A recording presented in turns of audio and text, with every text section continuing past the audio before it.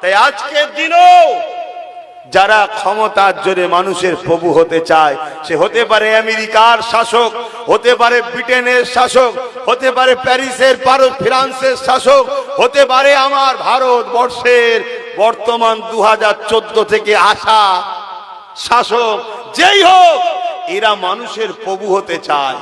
এরা ক্ষমতার জোরে মানুষের মাথায় বসবে, মানুষ এদের হুকুমের গোলাম হবে, মানুষ এদের দাসত্ব করবে। এই মহল এরা তৈরি করতে চায়। এই মহল করার আগে এরা সর্বপ্রথম দুটো কাজ করে। প্রথম কাজ হলো মানুষকে মূর্খ বানায়, দ্বিতীয় কাজ হলো মানুষকে গরিব বানায়। এই কাজটা কি ফেরাউনের ছিল না? ছিল না? তাহলে এরা কি ফেরাউন নয়? কথা বলছো না, কিন্তু এদের বিষয়ে বলবে না, মরা ফেরাউনের বিরুদ্ধে বলবে। শুনছেন তো নাকি?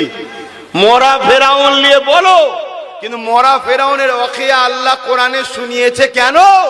যুগে যুগে ফেরাউন আসবে, ওই ফেরাউনের সাথে এই ফেরাউনের টালি করে দেখবে, যার সাথে ওই ফেরাউনের আখলাক পাবে, তার বিরুদ্ধে লড়াই করা মুসা নবীর যেমন দায়িত্ব, মুসা নবীর উম্মতের যেমন দায়িত্ব ছিল, আল্লাহ আমাদেরকেও শোনাচ্ছে, উম্মতে মুহাম্মাদি তোমাদেরকেও লড়তে হবে। তার বিরুদ্ধে লড়ে ফেরাউন মিটিয়ে বনি ইসরাইলকে যেমন মুসা নবীর ওসিলায় আল্লাহ আজাদ দিয়েছে, তোমরাও ফেরাউনের বিরুদ্ধে লড়ো।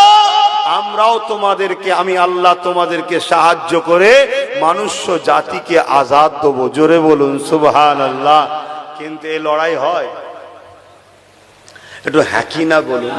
আবার আব্বাস সিদ্দিকী যখন লড়াই করবে, আমার অজকে কাটিং করে ছড়াবে, আমার ফটোকে এআই করবে, আমার বক্তব্যকে এডিট করবে, 30 সেকেন্ডের বক্তব্য, 1 মিনিটের বক্তব্য ছেড়ে দিয়ে সমাজের মুসলমানের কাছে প্রমাণ করতে চাইবে যে আব্বাস কোরআন হাদিসের বিরুদ্ধে এবং বিজেপির লোক। শুনছেন তো নাকি?